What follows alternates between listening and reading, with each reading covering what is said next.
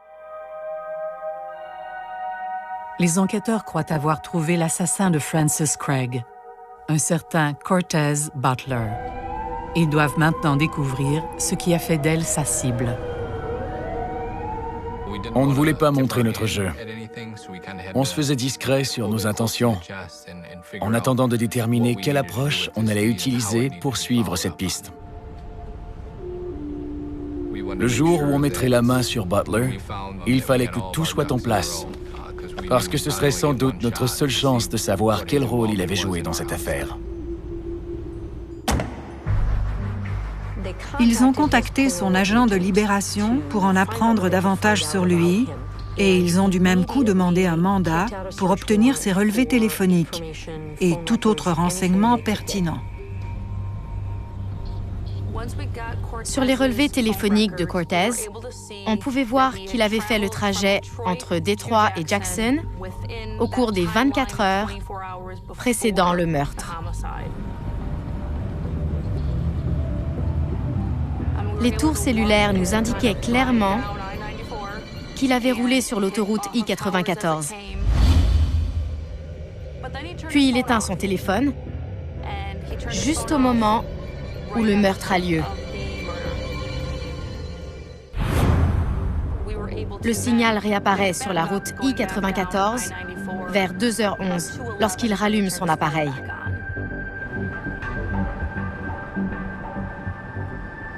On savait maintenant que Cortez Butler se trouvait sur la ligne du temps de Frances Craig. On savait qu'il était venu à Jackson, mais on ne savait toujours pas quel était son lien avec Eric ou avec Franny. Pour le découvrir, ils doivent lui parler directement. En pleine nuit, on a reçu un appel d'un capitaine de la police de Détroit.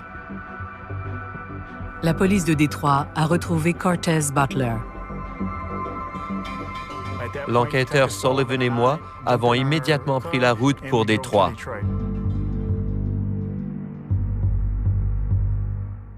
On s'est assis avec M. Butler.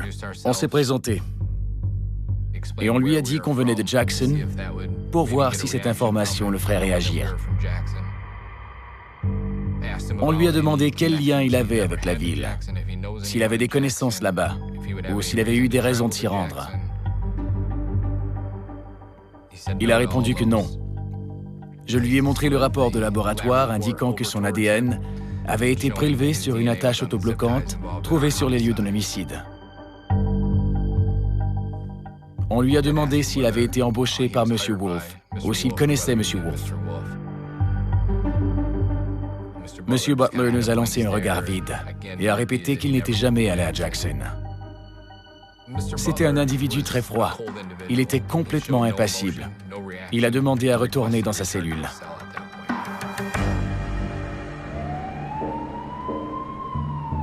Puisque Butler refuse de coopérer, ils doivent trouver un autre moyen de découvrir qui l'a embauché. À la résidence de Cortez, on a trouvé plusieurs autres téléphones et on les a confisqués dans le but de les examiner. On a appris qu'il avait communiqué avec une certaine personne plus de 200 fois au cours d'une période assez courte. Ils ont obtenu un mandat de perquisition pour ce numéro. Il s'est avéré que le téléphone était enregistré sous un nom très particulier, un certain Dorito Johnson.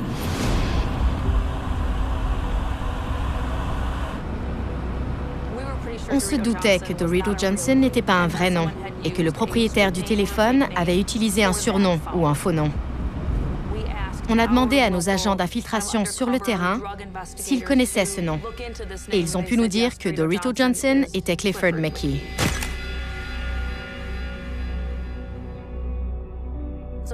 Clifford est devenu une personne d'intérêt pour nous. Il nous permettait enfin d'établir un lien avec Jackson. Clifford était relié à Jackson et à Détroit. On a su qu'il y avait un lien entre Clifford McKee et Cortez Butler. Ils avaient fait de la prison ensemble. Quand on a un passé criminel chargé, et qu'on a purgé une peine dans un pénitencier fédéral où les autres codétenus étaient incarcérés pour des crimes violents, il est assez facile de trouver une personne prête à commettre un meurtre pour quelques milliers de dollars. Le problème, espérer qu'aucune piste ne remonte jamais jusqu'à ce tueur, parce que le cas échéant, c'en est fini pour la personne qui l'a embauché. Armés du nom de Clifford, les enquêteurs retournent voir Cortez Butler. À ce stade de notre enquête, on n'avait pas encore pu établir de lien entre M. Butler ou Clifford McKee et Eric Wolf.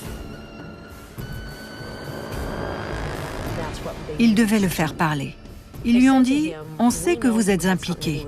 Vous ne pouvez pas le nier. Votre ADN se trouvait sur la tâche. C'est inéluctable. On croit que vous êtes le tueur, mais ce n'était pas vous qui en vouliez à cette personne, parce que vous n'avez aucun lien avec elle. » Ils lui ont demandé son aide en disant qu'un petit enfant risquait d'être remis entre les mains de l'homme qu'il soupçonnait d'avoir orchestré la mort de Franny. Il a répondu « Non, vous vous trompez. » Et alors il a raconté l'histoire la plus inattendue, incroyable, invraisemblable et bizarre qu'on n'aurait jamais pu imaginer. Ça aurait été exagéré, même pour un film.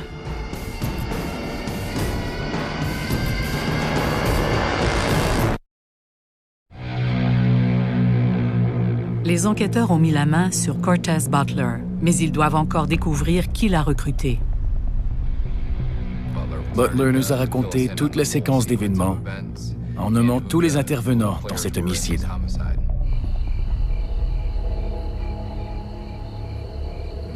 Il nous a dit qu'il avait été contacté par Clifford McKee, qu'il avait connu en prison. Son neveu Rodney s'était mis dans le pétrin à Jackson. Il faisait face à de graves accusations pour avoir déclenché un incendie criminel.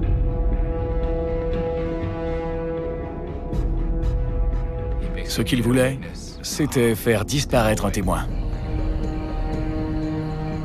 Ryan Marshall était l'homme qui avait vu Rodney McKee allumer le feu. Avec le témoignage de M. Marshall, Rodney allait se retrouver en prison. Clifford McKee et Cortez Butler se sont entendus sur le prix de $10 000, dont 5 000 seraient versés d'avance pour tuer Ryan Marshall.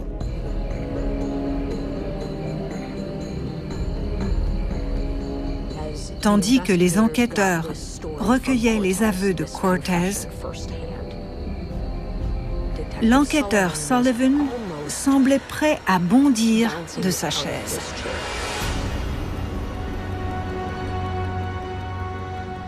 Ryan Marshall et Eric Wolf étaient des amis de longue date. Ils se connaissaient depuis leur enfance. À un moment, Ryan avait perdu sa maison dans un incendie et il n'avait nulle part où aller. Pour lui rendre service, Eric et Francis lui avaient permis de s'installer chez eux. Après l'achat de leur maison, il lui avait fait comprendre qu'il l'avait aidé quand il était dans le besoin, mais qu'à présent, il souhaitait être en famille et qu'il allait devoir s'en aller. Ryan est donc parti. Malheureusement, l'information n'a pas été transmise à Cortez Butler. Butler raconte en détail les sinistres événements survenus dans les heures précédant le meurtre de Francis Craig et comment une journée parfaite se termine de façon si abrupte.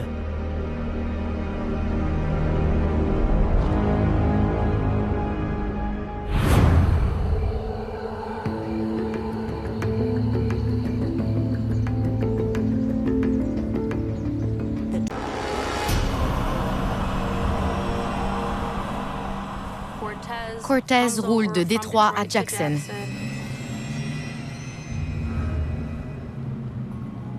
Les tours captent son signal sur la route I-94.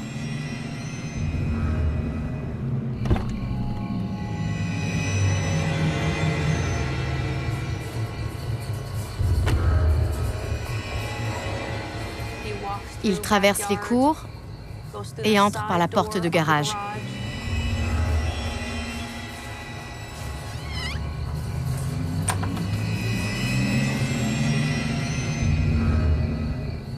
Cortez Butler dit avoir remarqué l'heure dans la cuisine sur le micro-ondes.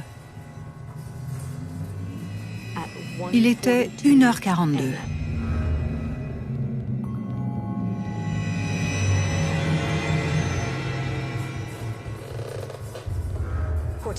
Il aurait parcouru toute la maison à la recherche de Ryan. Il n'y était pas.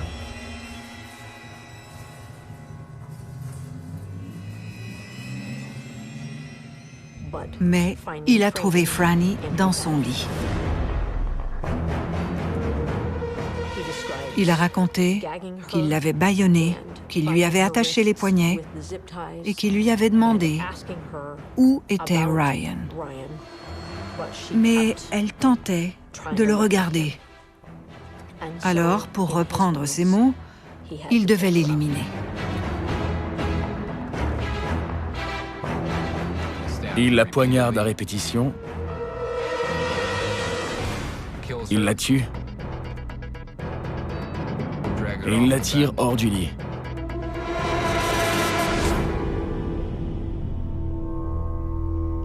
Puis, Cortez repart aussi discrètement qu'il est venu.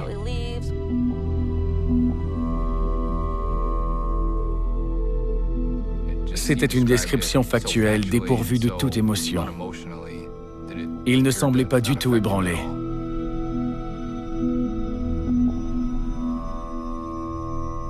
C'était terrifiant. Il a décrit son crime avec calme et détachement. C'était irréel. Jamais aucun suspect ne m'a donné la chair de poule comme lui.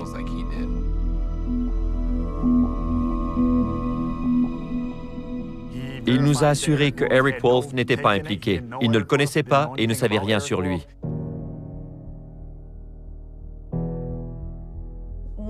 Le plus épouvantable, à mes yeux, dans cette affaire, sera toujours que les fillettes aient dû voir leur mère dans cet état.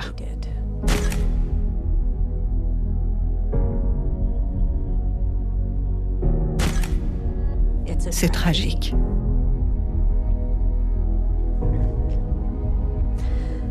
Désolée, ça m'émeut. Ouais.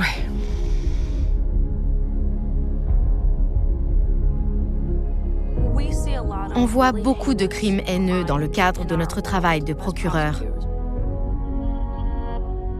Mais c'est très rare qu'une victime n'ait eu aucun comportement à risque. Franny n'avait rien fait de mal. Elle était chez elle, dans son lit. Elle s'occupait de 3 petites filles.